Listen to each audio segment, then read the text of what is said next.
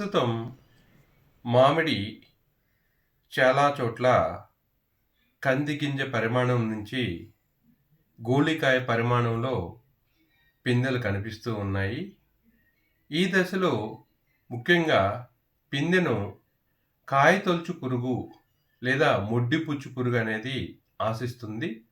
ముఖ్యంగా చిన్న పురుగులు కాయపై చేరి నెమ్మదిగా చర్మం తొలుచుకుంటూ లోపలికి పెద్ద పురుగుగా మారి కాయ లోపలి కండను గుజ్జును తిని పురుగు పెద్దదిగా మారిపోతుంది. అయితే ఈ దశలో కాయ మీద చేరిన పురుగు ఆ కండను తినడం వల్ల కాయలు పసుపు రంగులోకి మారి రాలిపోవటం జరుగుతూ ఉంటుంది. చిన్న చిన్న పిందెలే రాలుతాయి. ఆ చిన్న పిందెలను మనం తీసి విడదీసి చూసినచో లోపల సన్నటి పాకే పురుగు కనిపిస్తూ ఉంటుంది. అదేవిధంగా కాయకి ఎక్కడైతే రంధ్రం పెట్టి లోపలికి వెళ్ళిందో ఆ భాగం గోధుమ రంగులో లేదా నలుపు రంగులో కనిపిస్తూ ఉంటుంది.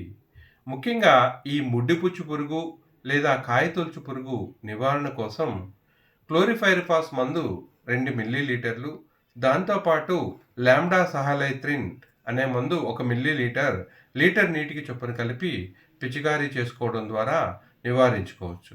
లేదా ప్రొఫ్నోఫాస్ 2 మిల్లీలీటర్లు, పెన్ ప్రొపాత్రిన్ అనే మందు 1 మిల్లీలీటర్ లీటర్ నీటికి చొప్పున కలిపి పిచికారీ చేసుకోవడం ద్వారా కూడా ఈ పురుగును నివారించుకోవచ్చు.